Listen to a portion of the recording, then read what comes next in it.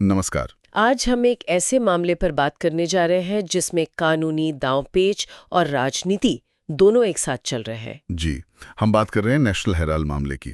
इसमें सोनिया गांधी और राहुल गांधी को दिल्ली की एक अदालत से एक कह सकते हैं बहुत बड़ी राहत मिली है। बिल्कुल।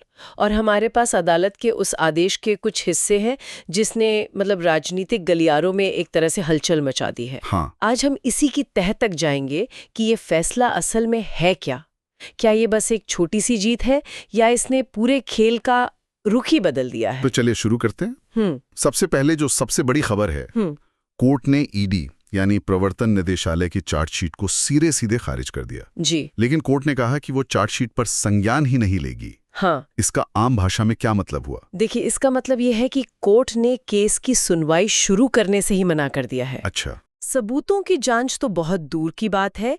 अदालत ने कहा कि ये मामला जिस तरह से फाइल किया गया है वो पहली सीढ़ी पर ही कानूनी तौर पर टिकता नहीं है। पहली सीढ़ी पर ही? जी। और इसकी जो वजह है वो बहुत दिलचस्प है। क्या वजह है? कोर्ट के मुताबिक ईडी का जो ये पूरा का पूरा केस था वो सुब्रमण्यम स्वामी की एक निजी शिकायत पर बना था, एक प्राइवेट कंप्लेंट पर। हाँ, जबकि मनी लॉन्ड्रिंग कानून यानी पीएमएलए के तहत केस चलाने के लिए एक शेड्यूल्ड अपराध का होना जरूरी है। शेड्यूल्ड? अच्छा, इसका क्या मतलब ये है कि मनी लॉन्ड्रिंग का केस अपने आप में खड़ा नहीं हो सकता। हाँ। उसके लिए पहले धोखाधड़ी या भ्रष्टाचार जैसे किसी बड़े अपराध की एक एफआईआर होनी चाहिए।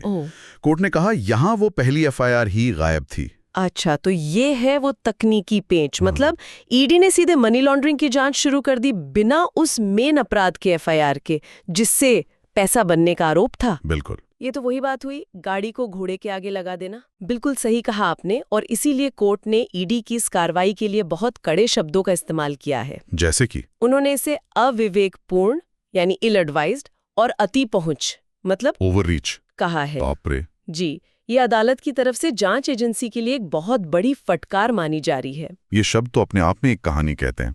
लेकिन मेरा एक सवाल है। पूछिए। अगर अदालत का ये फैसला सिर्फ प्रक्रिया पर है, मतलब आरोपों की सच्चाई पर नहीं, तो फिर कांग्रेस इसे सत्य की जीत क्यों कह रही है? क्या ये थोड़ी जल्दबाजी नहीं है? ये एक बहुत अच्छा सवाल है।